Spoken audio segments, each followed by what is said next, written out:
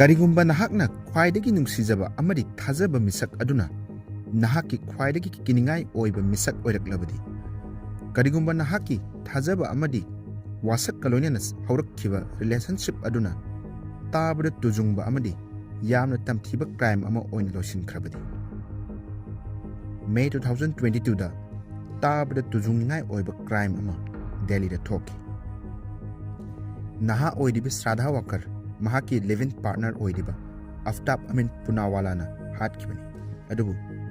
case asida yamna kiningai oidibasi mihat adubu natte mihat adugi matungda kari tauki haibduni Aaftab na Shraddha bu hatpa khakta nattana mahaki hakchang adubu Matup 35 thokna kakhatki aduga kakhatlaba hakchang sing adubu fridge amada thamki amadi madubu dispose tawnaba hapta kamarum changhanki amukta kakhatlaba hakchangi saruk amamum khakta makhondokki ngasi yamna tamthiraba crime asigi matangda details pumba khangminasi Shraddha Walkar kanan karina maram oiduna mihat asi thokkibanu amadi matau karamna Aaftabna mihat asibu tha taruk losinuna thamkibanu Shraddha Walkar gi yamna kiningai oiba case asida mai onsilasi Shraddha Walkar asi chahi 19 surabi nupi amakhakni mahak Mumbai sahadagini mahak asi maromdom lepchaba ngambi mahak ki pandambu fangnaba hotnejaribi hauziki matamgi nahasingi matogu mahaksu samas ki athingba mayam sidagi free oiba pambini mahakna 2018 da Aaftab Poonawala ga dating app haibri Bumble app asidagi thengnarakhi yamna thuna makhoi ni relationship ta leirakhi adubu Shraddha gi imung manungi Miyoi singnadi yaramde masi pumnamak oiduna su mahakna 2019 da Aaftab ka punna leiki 2022 da couple asina anauba asa amaga loinana Delhi da laifam hongki adubu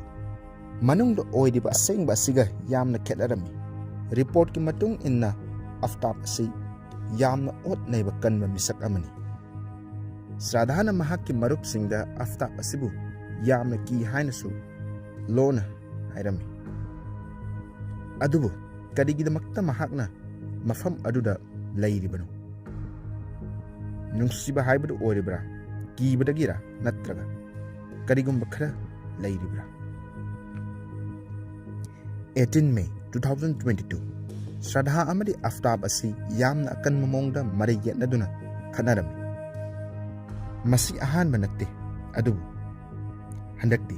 yamna tamthiba mawong amada loisinki Aaftab na asawba galonena Delhi gi Chatarpur area da leiba makhogi flat adumaktada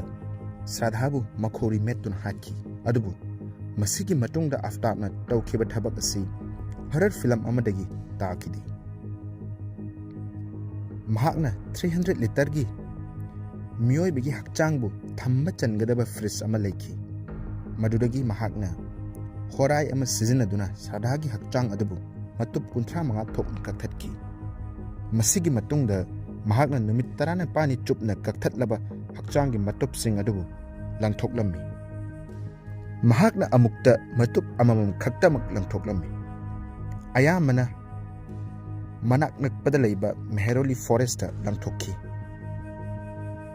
mayamna mangonda chingaba leitanaba athengba ahingda hakchang gi matup khara khara plastic bag ta haptuna tongan ba mafamda hondoklammi mahakna dhuk amadi room refresher na chingba sizinaduna thapatharak hakchangi manam adu apartment ta namba khangdana ba honakhi masidagi hauraga case asi hek tabda thuk lawba haibdu oirakibisi Aaftab na Shraddha bu hatlaga hakchang adu manghan khiwakhak natte mahakna kakhatlaba hakchang thamliba yumdu maktada hapta kyamarum leiki masigi matamsida mahak asi karimata tawdab saduna leiki mahakna Shraddha gi phone sizinaduna Shraddha gi marup amadi imung manungi miyoi singda reply adum tawduna Shraddha asi hingli karisu tawde haina thajahalami mahakna online dagi chana ba fawbu order tawrami masida nattana dating app ta atoppa nupi singa wari sarami asum tawduna karimata thokkidaba saaduna layrammi adubu achumba haibasi matam chuppagi oina lotuna layu haiba yaba natte Shraddha gi apokpa Vikas Wakarna mahakki machanupiga tha kya marum changna contact tormi adubu mahakna machanupidagi niyom chumba reply amata fanglamde masidagi mahakne chingnaba kya ama faurakhi November 2022 Chabrakna mihat asi thokraba tha tarukki matungda mahakna police the missing persons report ama file tormi Delhi police na yamna thuna investigation chathaduna thirakpadagi Aaftab asi track tormi wahang pahung chathaba matamda oida padaba kya ama haijilami adubu kuide asengba punamak haidorakhi amadi maral yazakhi mahakna policing aduga loinana Mehorili forest ta chalami madura hakchangi parts sing fangba ngamkhi DNA test tawro matung phangli hakchangi parts sing adu Shraddha gi ni haiba confirm tawkhi Aaftab police na arrest tawkhi case asina lebak asida leiriba miyam pumbo aki tujungba amadi nungaitaba fauhanki Aaftab Poonawala murder amadi evidence pu manghan takhan bagi damakta charge tawkhi trial asi makhata na chathaki adubu case asina nauhaunana India da leiriba miyam singi marakta yumban bagi mari yumda nupi angangbu ot naiba amadi relationship amada jingnaba kya lainaraklabasu hek thausanadabagum tawi haina debate kya ama tawnarki Shraddha gi mihat asi subnagi crime amakhak natte masini